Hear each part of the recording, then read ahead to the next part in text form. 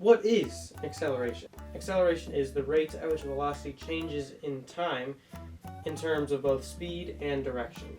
In simple terms, it's the rates at which your speed is either increasing or decreasing. There are three different types of acceleration. There's acceleration change in velocity, acceleration change in direction, and acceleration change in both velocity and direction. Acceleration is described as a vector quantity because it has a direction associated with it. However, the direction of the vector quantity is based off of two things: whether the object is speeding up and slowing down, or whether the object is moving in a positive or negative direction. We see acceleration basically everywhere, but how do we calculate it? When calculating acceleration, the variable is described as a, just the letter A.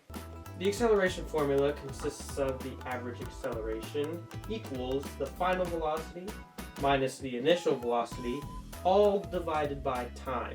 But the formula can only do so much. So, here's an example problem.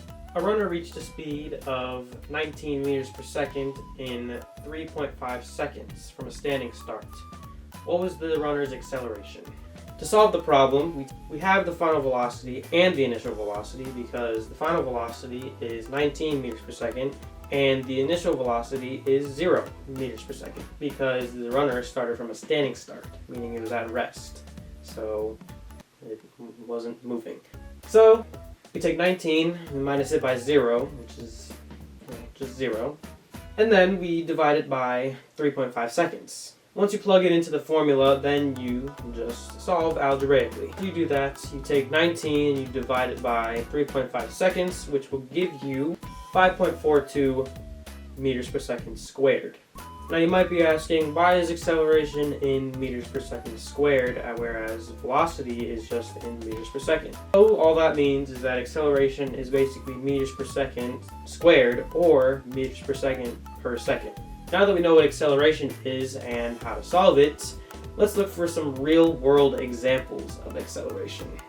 One being a car. I mean, that's pretty self-explanatory. You go from point A to point B, usually starting from 0, and then speeding up on the highway.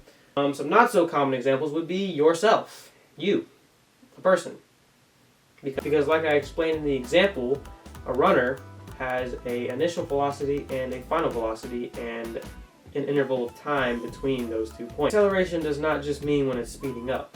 When a car slows down at a stop sign, that's acceleration. When a runner slows down at the end of the race, that's also acceleration. Basically, whenever anything speeds up or slows down, there's acceleration there. Acceleration is important. You need it to move. It's important. Trust me.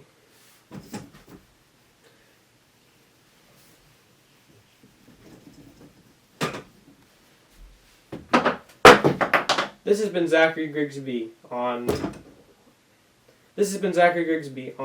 the basics of acceleration. Thank you.